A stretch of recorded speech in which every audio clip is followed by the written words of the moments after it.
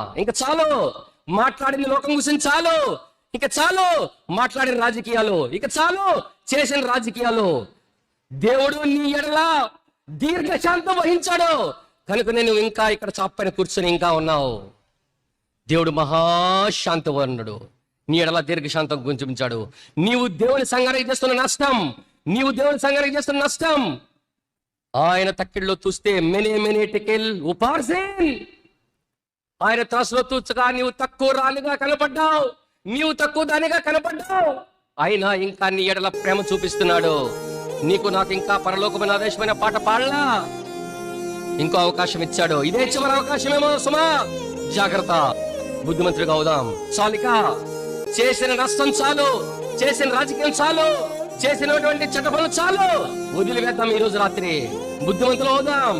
మన గమ్యం, మన గురి, మన అంశం ఒకటే, ఆ ప్రియ యేసురాజుని చూడటానికి నేను సిద్ధపడాలి, నా కుటుంబాన్ని సిద్ధపరచాలి, నా సంఘాన్ని సిద్ధపరచాలి.